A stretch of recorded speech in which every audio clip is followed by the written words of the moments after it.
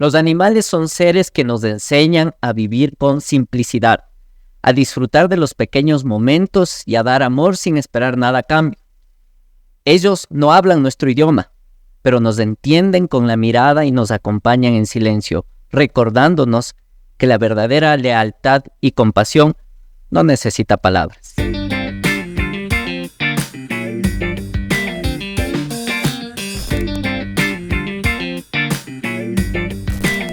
En el mundo hay muchos tipos de preguntas. Ninguna es buena ni mala.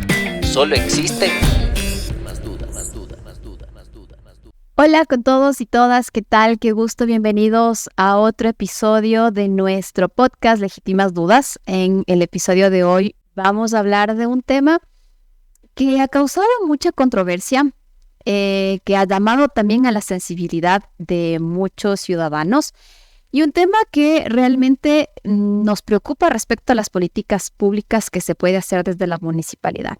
Específicamente hoy vamos a hablar del tema de fauna urbana y por ello tenemos hoy como invitado al veterinario Diego Barrera, con quien vamos a explorar las legítimas dudas que tenemos acerca de este tema.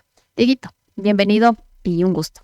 Muchísimas gracias, chicos. Gracias, Sabina, Rogelio, por la invitación. Siempre un gusto poder compartir con la ciudadanía, con los colectivos, temas de tanta importancia, ¿no? Y de tanta relevancia para con la convivencia comunitaria en general.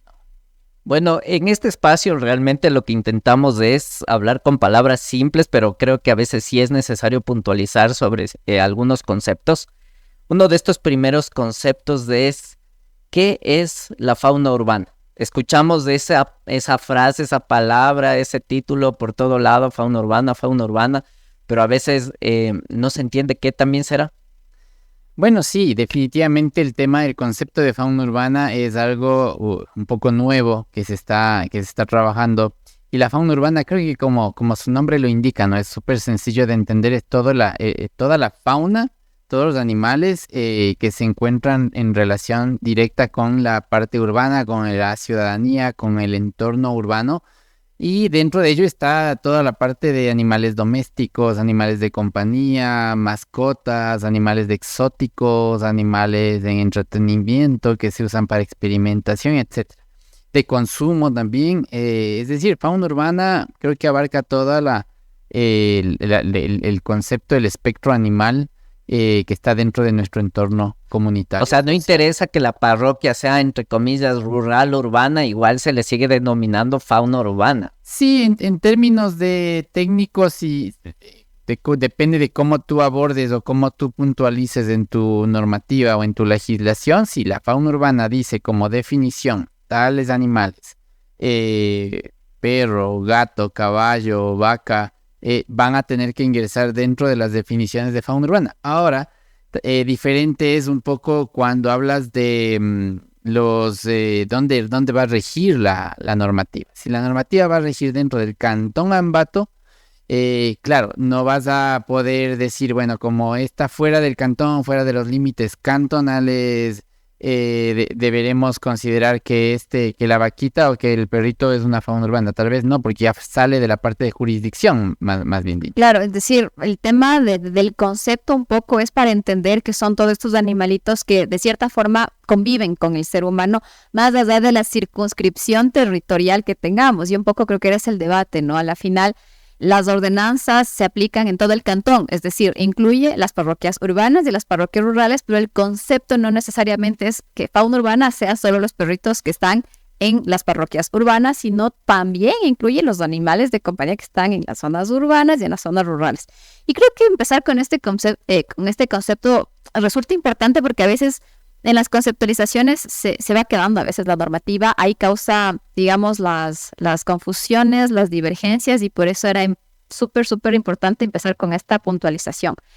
Pero ahora hemos hablado de los animales de compañía y a veces nos olvidamos que fauna urbana también son los animales sinantrópicos. ¿Qué son estos animales sinantrópicos?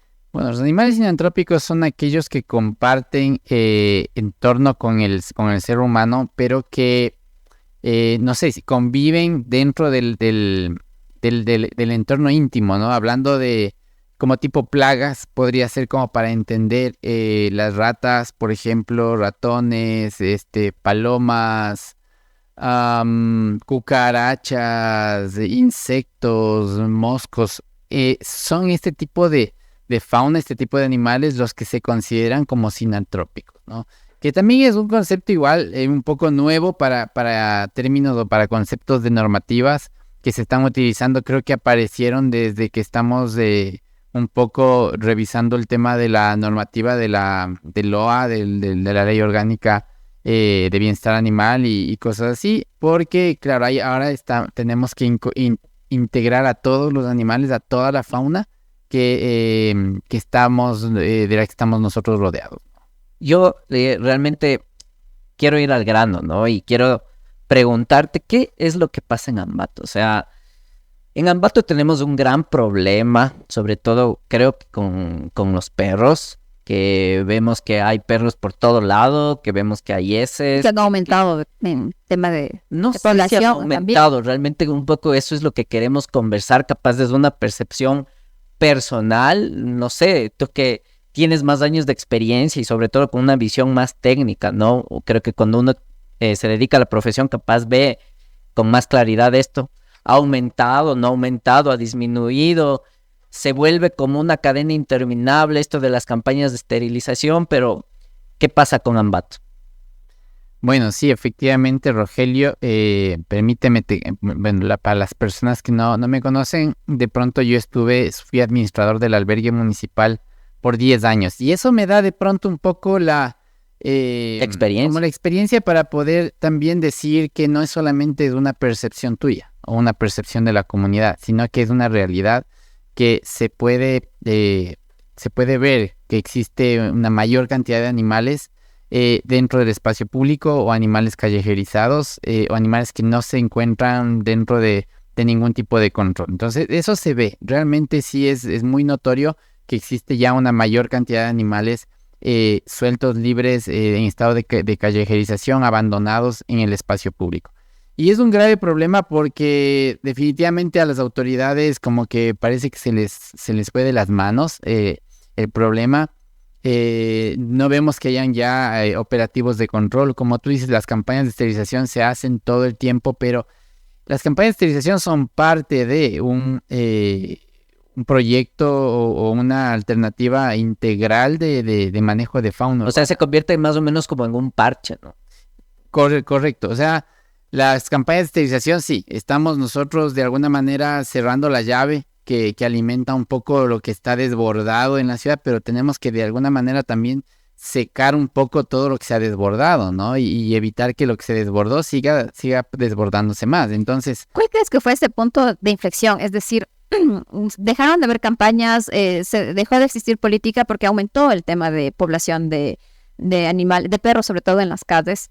Y capaz que de gatos, a veces uno no es consciente de también de la población de gatos hasta que tiene un gato y empieza a ser consciente de que hay muchos gatos también en las calles y es más, los gatos se reproducen muchísimo más rápido.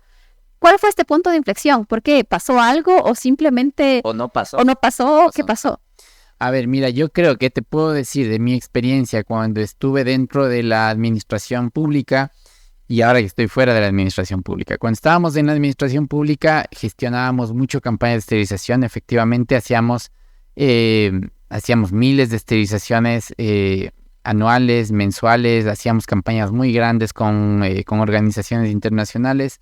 Teníamos muy claro el tema de los pilares del manejo de fauna urbana, que es educación, política pública, campañas de esterilización, adopción y control animal, que es la parte de legislación, la parte de sanción, la parte de controlar problemas en cuanto a tenencia de animales y de fauna urbana. Entonces, al tener claros estos pilares, nosotros trabajamos un poco en cada uno de ellos. Y eso nos ayudaba muchísimo a que haya un poco de control. Entonces, nosotros, si bien es cierto, hacíamos mucho campaña de esterilización, también teníamos un programa permanente de esterilización en el albergue. Teníamos programas de atención a las denuncias, atención al tema de abandono, de maltrato, de mala tenencia. Teníamos campañas educativas, íbamos a las escuelas, colegios, dábamos charlas, teníamos mucho volantes, trípticos, participábamos en eventos públicos. Me acuerdo que participamos muchas veces en el desfile de las flores y las frutas, con los perritos desfilando, entregando y dando el mensaje, ¿no? Educando a la comunidad. Entonces, ¿qué se me hacía a mí bonito y que ahora no existe, por ejemplo, y no es bonito, así como que qué bonito, pero interesante el que recibíamos mucha denuncia, mucha llamada de, vean, señores de albergue, hay un perrito aquí en la esquina de mi casa. ¿Qué le pasa al perro? ¿Está enfermo? ¿Está atropellado? ¿Está herido? ¿Qué? No pasa nada, pero está en la calle. Entonces la percepción que teníamos nosotros en nuestro momento de la presencia de un perro en la calle era esa, de que estaba mal que el perro esté en la calle, ¿no? Y eso era lo ideal, eso era lo que buscábamos. Un poco ahora como que se ha normalizado. O sea, como decimos, es uno de los miles que están y a veces como que se pierde hasta la esperanza de ¿para qué voy a llamar si hay un montón? Exacto, a eso me iba. Capaz, digamos, este desinterés incluso de la misma ciudadanía se da porque no encuentras una respuesta dentro de ninguna institución. A nosotros nos pasó en algún punto, no sé si recuerdas, Diego, había un chat que se llamaba Yo amo los animales, algo así, claro. en donde había este tipo de quejas, pero luego resulta que ya se va quedando porque no hay una institución, no hay un departamento que responda. Entonces... O porque capaz sobrepasó en su momento ya la institucionalidad y hizo falta no darle el clic que está. O sea, tenemos el Centro de Gestión de Fauna Urbana y yo creo que con esa visión de poder servir mejor, de prestar mejor los servicios. Pero un centro de gestión de fauna urbana que está cerrado y que hasta el día de hoy no abre. No abren. Entonces, ¿qué crees tú en ese sentido, Dieguito? Es un tema también, más allá de las autoridades, será un tema de los ambateños. Mira, yo creo que tiene mucho que ver con el tema de autoridades, porque si bien es cierto, aprendemos de una manera y desaprendemos también. Entonces yo creo que hemos desaprendido lo que teníamos claro, la cultura, yo les he dicho siempre cuál es la visión que tenemos como ciudad, cuál es la visión que como administración pública tenemos en cuanto al manejo de una problemática, en este caso fauna urbana. La visión que teníamos cuando iniciamos el albergue municipal, el proyecto de control poblacional con el arquitecto Callejas era una ciudad libre de animales en las calles, libre de animales abandonados, y esa era nuestra visión. Y por eso es que la gente empezó a captar y empoderarse de esa visión y decir, no, hay un perro en la calle, no está bien que esté en la calle, llamemos al albergue. Y acudíamos, los retirábamos y hacíamos toda la gestión interna. Ahora no acuden, como tú dices, no acuden a hacer denuncias, no hay una intervención. Ahora te dicen, no es que cualquier pretexto y no pueden atender una denuncia de maltrato, siquiera de maltrato que es evidente. Entonces, como que la gente también lo que también ustedes dicen, ya reaprendió que no pasa nada. No pasa nada, ¿para qué voy a preocuparme de estar haciendo? O sea, se ha perdido lo ganado. Se ha perdido lo ganado y se ha perdido más. Yo te digo, ahorita en el momento que estamos actualmente, estamos peor que en el que iniciamos, por ejemplo, en el que inició el proyecto albergue municipal hace 20 años, 15 años, mucho más. Entonces estamos ahora peor. O sea, ahorita el escenario es mucho peor porque y ahora hay un tema de cultura que no había antes. Antes no había la cultura de tenencia, se creó la cultura de tenencia responsable. Ahora tenemos una cultura de tenencia irresponsable. Y sobre todo de venta, de venta de animales. Es decir, creo que este fue uno de los primeros choques, ¿no? Al llegar al Consejo Municipal, que uno asume que todos los compañeros están medianamente sensibilizados en este tema y cuando decimos está mal vender a los perritos en la calle, lo primero que salta es, no, nos están violentando el derecho al trabajo. Entonces, es como un retroceso tan grande porque normar en ese tema es súper complejo. Es decir, antes vendían los días lunes en el mercado americano, ahora nos ponen denuncias que venden absolutamente todos los días y que abandonan a los perritos en el mercado. De alguna forma te arriesgas a poner algún número, digamos, si antes había el 20% de perritos en la calle, ahora ¿cuánto hay? ¿Un 50, un 60, un 70? No, sabría decirte, pero hay mucho más. O sea, hay mucho más. Ahora hay muchos perritos en las calles. Ahora también se agarran del tema de números. Por ejemplo, dicen, es que no hay un censo. Entonces no podemos arrancar proyectos porque no hay censos. Porque claro, sin un valor, no sabemos cuánto hacer, no sabemos cómo está la situación. Eso también es algo, esa es una comodidad y una conveniencia de quienes están generando, de quienes tienen este discurso. Pero sigue siendo que es primero el huevo o la gallina. Exacto, así es, pero si tú tienes un problema que está desbordado y que tú puedes darte cuenta con el simple salir a la vereda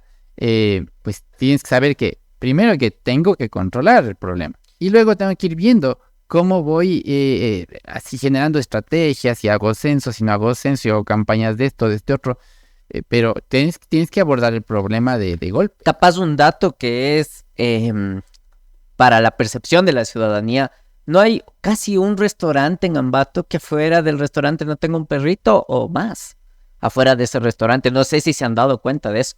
Pasa en Atocha, pasa en Ficoa, pasa en todo Ambato. Todo lado. Todo Ambato. Entonces una legítima duda que se me viene ahorita a la mente es, ¿qué pasaría, no, en un mundo ideal, en un Ambato ideal, donde se logra controlar todo este tema, al menos de los perritos?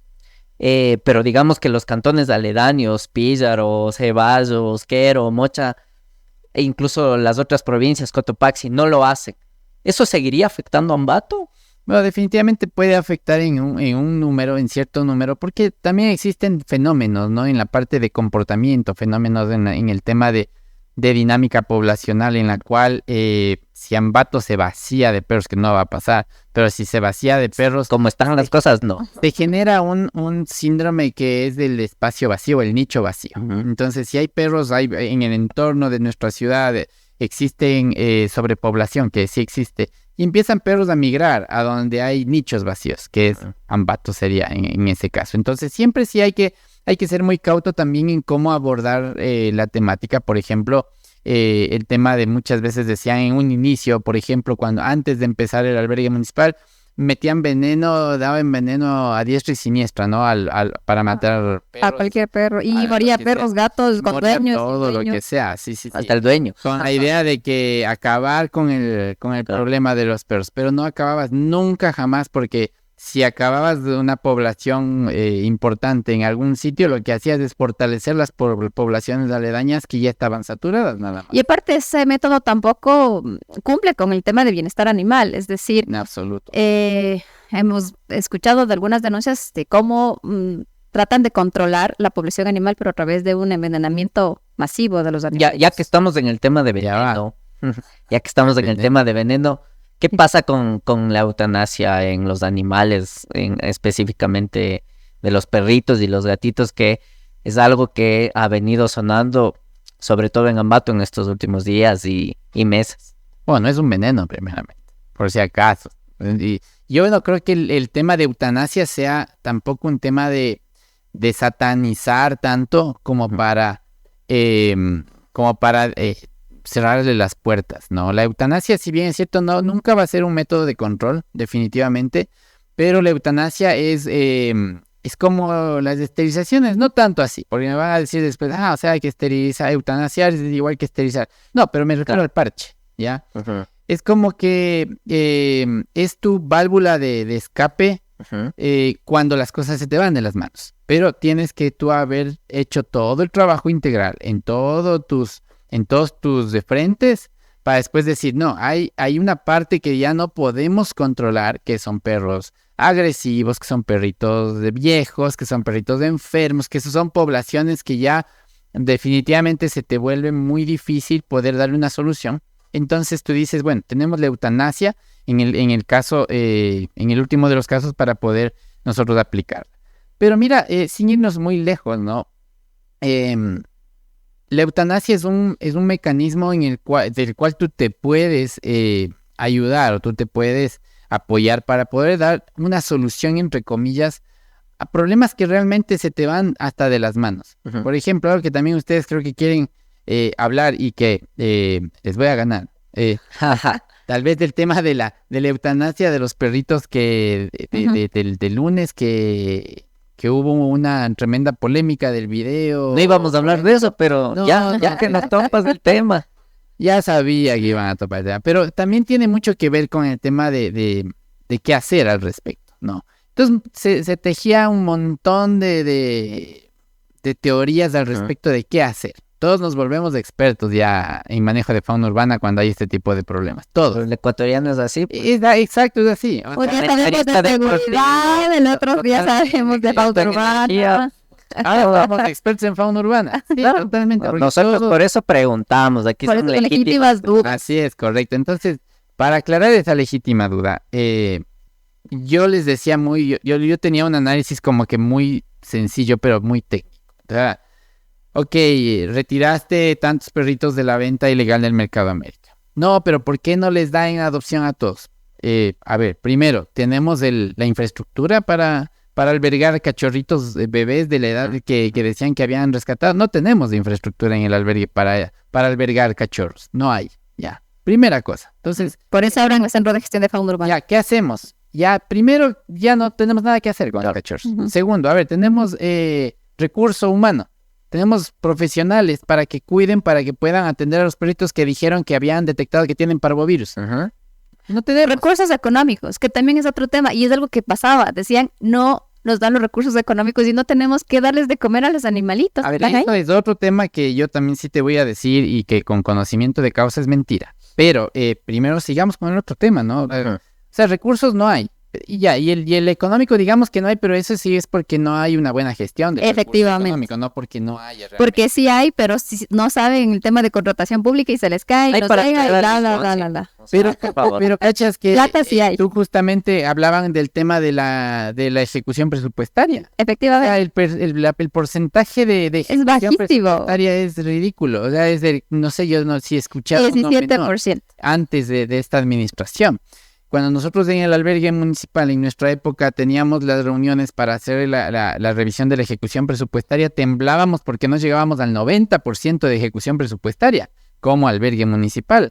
Y por eso a nosotros como albergue, yo te digo con conocimiento de causa, nunca nos faltó dinero. Es más, nos sobraba. Por eso es que hacíamos las campañas de esterilización, por eso es que teníamos proyectos interesantes de en camino, teníamos algunos proyectos que se venían porque cada vez nos daban el presupuesto. Ahora dicen que queríamos. no pueden, que no tienen, que no les llega, y lo que hacen es a veces incluso ellos tener que cocinar para los animalitos porque no les llega. Y digo, capaz, si ni siquiera los centros que atienden a personas de grupos de atención prioritaria les dan los recursos y tienen que pedir que les den alimentos. Eso por un lado, pero Claro. otra cosa que me parece increíble es que el discurso de la administración, sobre todo, sea, es que falta la ordenanza, por eso no podemos hacer. Cuando en tu tiempo seguía habiendo probablemente la misma ordenanza En la misma y se podía ordenanza, ejecutar y se cosas. ejecutaba. Y se podía controlar el tema de ventas y se podía controlar el tema de educación y de esterilización, pero resulta que ahora no pueden hacer nada Nada. porque no ha habido ordenanza. Y yo digo, ¿es en serio, de verdad? Es decir, que en todos estos años que tenemos como cantón,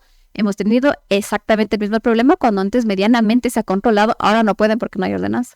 Y es el pretexto, como te digo. Igual cuando tuvimos la reunión a la que fui, la primera y última que fui. cuando me Primera y invitaron, última de la Comisión de Fauna Urbana. escuché el discurso de alguien que dijo ahí que no, que el albergue municipal, que el centro de gestión animal no puede iniciar sus funciones porque no existe la ordenanza tampoco. También fue igual un discurso de los concejales que dijeron que también lo mismo, usaron el mismo discurso. Y yo me oía y decía, o sea, qué triste porque no hace falta que haya una ordenanza para que funcione este centro de gestión que debía haber sido entregado hace, creo que, si no estoy mal, hace 3 o 4 años. Sí. Se demoraron 1 o 2 años extras en entregar y se entregó en teoría hace 2 años. Y hace 2 años siguen sin entregar. No todos los concejales, valga la aclaración, pero lo que yo sí creo es que sigue siendo un juego político, ¿no? O sea, el uno le echa la pelotita al otro y creo que eso es un cuento de nunca acabar. Y ahí es cuando yo digo, también capaz ahí sí tiene cierta responsabilidad la ciudadanía, porque deberían involucrarse un poquito más, interesarse, no en el tema de fauna urbana, en todos los temas, porque todos los temas nos atraviesan, el tema de las calles, el tema del agua, el tema de la luz, el tema de cualquier cosa. Pero regresando al tema de la eutanasia que no salimos, está bien, es decir, no le podían tener a todos los perritos, pero la manera en la que lo hicieron. Ok, la manera, sí, sí, eso fue un error y eso es lo que a mí me llama mucho la atención y me preocupa mucho que, por ejemplo, la administración municipal, y esto es algo que también creo que no es desconocido para nadie, se lava las manos y justifica todo lo que hace. O sea, no existe mejor administración municipal y no existe ningún error en esta administración municipal en la actual que tenemos ahora. ¿Por qué? Porque todos dicen que no, sí se tenía que hacer. Y tenía que hacerse, pero claro, hubo un error de procedimiento, ¿ya? Hubo un error en cuanto al personal que lo ejecutó. Y ese error debía haberse ha sido aceptado por la Asumir y pedir una disculpa. Asumir, decir, sí, mis disculpas, efectivamente tenía que haberse hecho el proceso de eutanasia, hubo errores en el proceso, se tomarán los correctivos. Pero si la respuesta de la administración generalmente, no solo en ese caso, es atacar a los ciudadanos y decirles vamos a denunciar. Es más, la amenaza fue denunciar a los ciudadanos que difundieron el video. Luego les dio tanta vergüenza que eliminaron el post. Efectivamente. Y luego fue denunciar a los concejales que hicimos eco de esas denuncias. Es decir, jamás asumir la responsabilidad acá de nada. Dijimos, ok, si dicen que la problemática es la ordenanza, nos sentamos todos los días a hacer esa ordenanza para que no tengan la excusa de decir que es la falta de la ordenanza, el pretexto. Y lo hemos hecho, pero nos han puesto todas las ramas de habidas y por haber, no nos quieren dar quórum, se salen, etcétera, etcétera. Y es decir, aquí viene y justo el tema que queremos abordar, porque sí es un tema bastante técnico también. Es decir, se necesita mucho conocimiento. Y en un punto en el que nos quedamos, y aquí una legítima duda que tengo. Esta política de captar, esterilizar y retornar, ¿funciona? ¿No funciona? ¿Es aplicable aquí en Ambato? ¿No se debería aplicar? ¿Qué pasa con esta política? A ver, es que creo que es como todo lo que es creado para ciertos entornos o para ciertas circunstancias, ¿ya? Es un mecanismo de control poblacional, pero es un mecanismo que debe ser evaluado, debe ser analizado. Alguna vez en la reunión de consejo creo que expresé la idea de ok, sí se puede hacer, se puede implementar este tipo de recursos siempre y cuando intervenga la comunidad e intervenga un estudio de por medio en el cual el entorno en el cual nosotros vamos a hacer este TNR o el Trap Neuter Release es aceptado por la comunidad, porque nosotros vamos a perjudicar a los animales que van a estar dentro de este entorno y a la comunidad que va a estar relacionada con los animales que vamos a liberar. Tenemos que ser muy conscientes de que la esterilización no es un mecanismo que elimina todos los problemas de sobrepoblación o todo el problema del perro callejero. El perro sigue siendo agresivo, sigue siendo portador de enfermedades, sigue siendo dispersador de basura, sigue estando expuesto a enfermedades, sigue estando expuesto a maltratos, etcétera, etcétera, etcétera. Ahora, de los especialistas, de quienes analizan las políticas de manejo y las estrategias de manejo poblacional a nivel mundial, emiten este tipo de guías, este tipo de pautas, de protocolos de manejo de Trap Neuter Release en sitios donde primero no puedes, en la parte de comunidad no puedes implementar medidas diferentes. Ya, por ejemplo, se usa muchísimo en la India, en los países muy, muy pobres, en los países donde que no tienen ni para comer las personas. Entonces, obviamente no puedes exigir que los animales estén dentro de un perímetro, dentro de una casa, no hay ciudades prácticamente como que muy cerradas, etcétera. Entonces se inventaron estas estrategias para de alguna manera disminuir este impacto de la sobrepoblación de animales. Pero entendamos que ellos están conviviendo constantemente con el perro de la calle, con el perro callejero. Cuando el problema del perro callejero ya no existe como problema del perro callejero, sino que el perro callejero es parte de la cultura y es parte del entorno de la comunidad. Y mira, tú ves perros, tú ves vacas, tú ves ratas, tú ves monos allá en la India conviviendo con la gente porque son este tipo de situaciones particulares. Entonces de ahí vienen este tipo de medidas en las cuales dicen vamos a aplicar el Trap Neuter Release, que hasta cierto punto para mí es una estrategia muy cómoda de parte de las autoridades de control. ¿Por qué? Porque sí, claro, cojo, me organizo las campañas, capturamos a los perros, esterilizamos y les volvemos a liberar, ¿ya?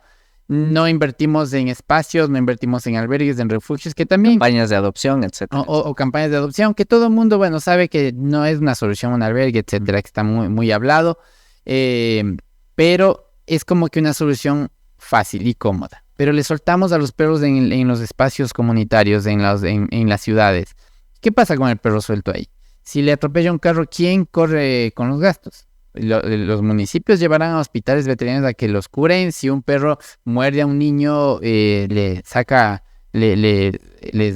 a un niño o empiezan a haber brotes de rabia, ¿quién se hace cargo? Exacto, sigue siendo incluso un portador de enfermedad. Sigue siendo el problema. Entonces el Trap Neuter Release sí se puede aplicar, pero dependiendo las zonas, los sitios donde pueden analizarse para que la comunidad no salga perjudicada y tampoco los animales del entorno, porque hay mucha gente que obviamente no le gustan los animales y a mí me obligan a tener que convivir con los perros en las calles de mi barrio. Le pongo veneno.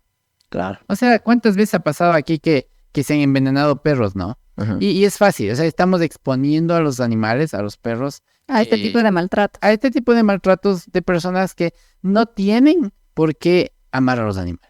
O sea, tenemos que también ser muy conscientes de que Hay gente a la que no le hay gusta. gente a la que no le gusta. Y un poco hay que evitar que los animalitos estén cerca de estas personas que no les gusta para evitar el daño a los animalitos. Y con esto Correcto. ingreso con este tema que también es una legítima duda y que hablamos, el bienestar animal. Es decir, pensemos en el bienestar animal y a veces cuando hablamos de bienestar animal nos dicen, así que pensaran en los niños. Y sí, no, o sea, es decir, hay que pensar en todo también, pero no por pensar en uno voy a dejar de hacer lo otro, voy a dejar de hacer política pública para los animales y eso no significa que estoy descuidando a los demás, a los grupos de atención prioritaria, pero también es un tema que tenemos que tratar. ¿Qué implica este bienestar animal? ¿Desde cuándo empezamos a hablar de bienestar animal? Bueno, el bienestar animal, me toman la lección ustedes, porque me dicen, venga, Yo no quería temas técnicos. y yo, ok, un cafecito. Pero Hablar de fauna urbana. ya vamos a hablar de esto y de esto. Pero, ok, el bienestar animal viene desde hace muchísimos años. Se me van los años realmente, las fechas exactas. Pero, de hecho, nacen en explotaciones ganaderas el concepto de bienestar animal.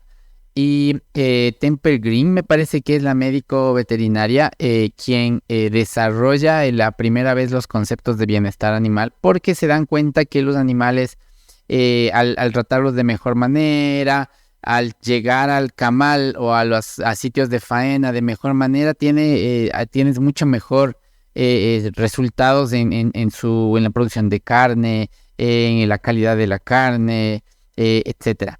Entonces empieza a haber este escenario ya de bienestar animal al punto en que ya se crea como una ciencia ya. El bienestar animal antes era simplemente una creencia de que el animalito tiene que sentirse bien, estar bien, pero ahora el bienestar es una ciencia en la cual te dice el bienestar animal es un estado integral de sentimiento y de estado del animal. Algo de lo que nos metimos es en el tema de sentimientos. Tiene que estar bien, tiene que sentirse bien, tienes que verlo bien. Entonces, es un tema integral de bienestar, el tema de bienestar animal. Tanto así que existen, bueno, cinco pautas, 5 pilares con los cuales manejas tú el bienestar animal y puedes medir el bienestar animal y puedes cuantificar el bienestar animal también, que de hecho es algo de los proyectos que nosotros manejábamos en el albergue al hacer una inspección, ¿no? ¿Cómo tú sabes que este animalito está mal, ¿no?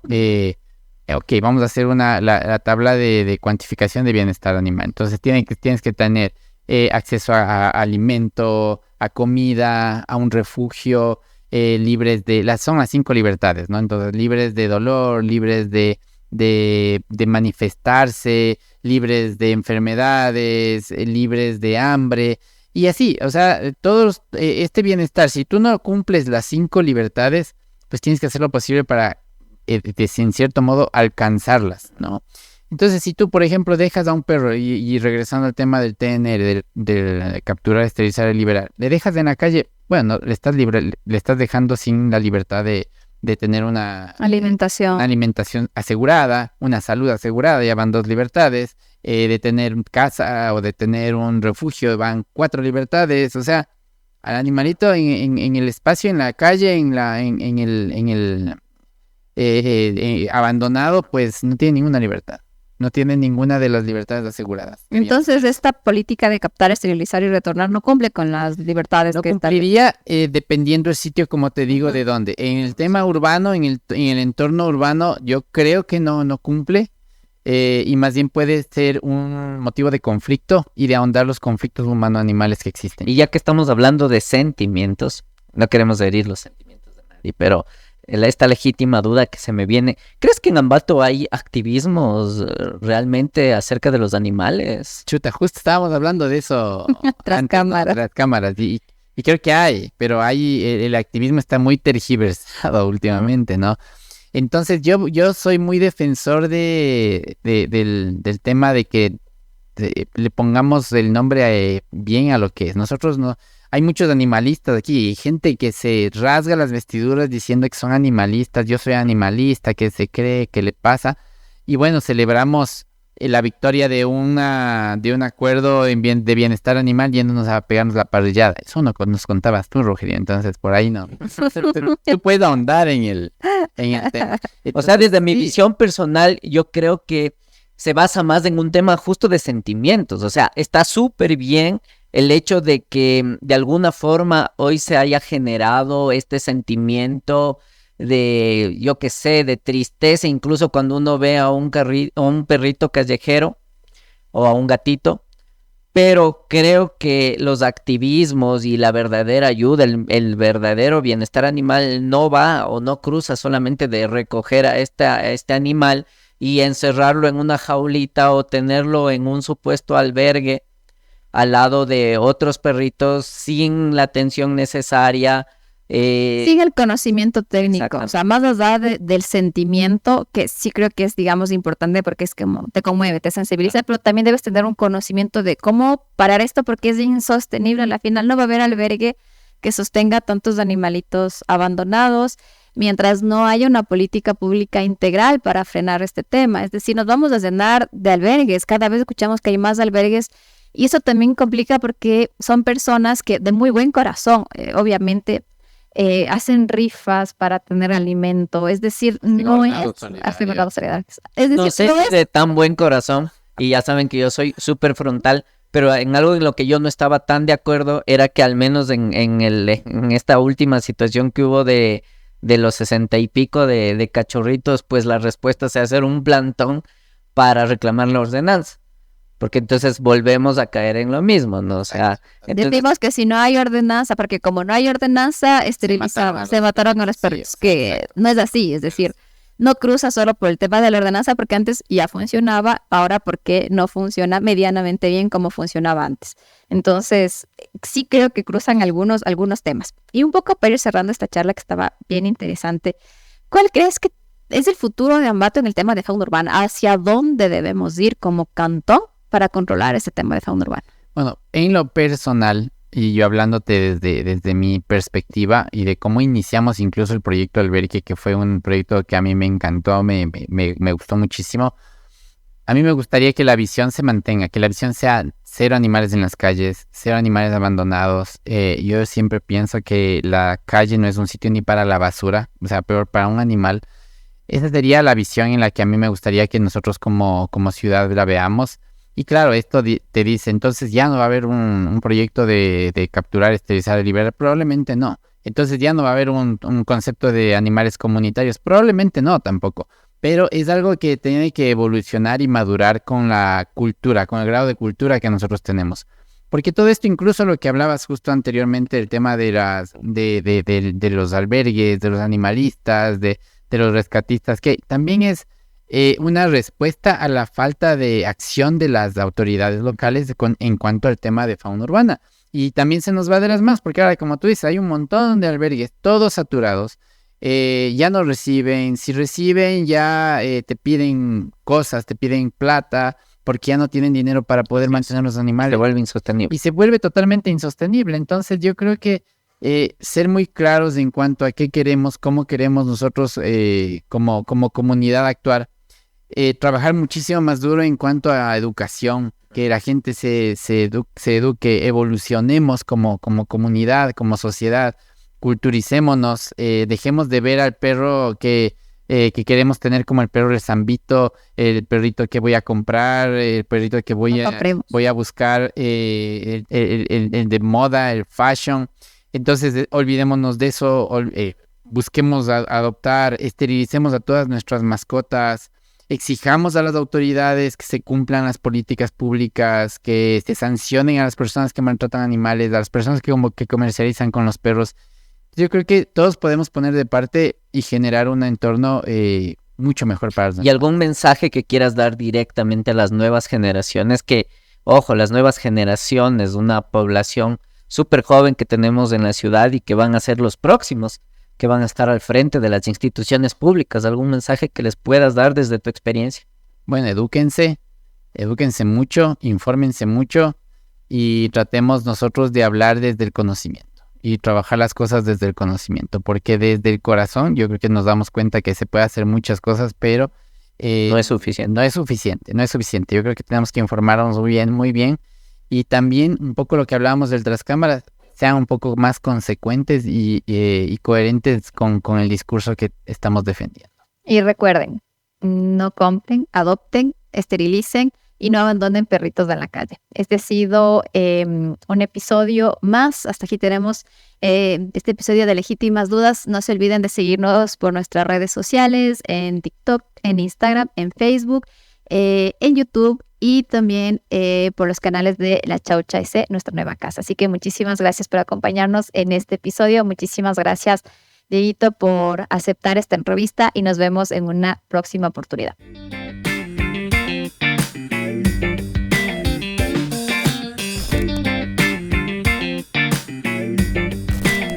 En el mundo hay muchos tipos de preguntas.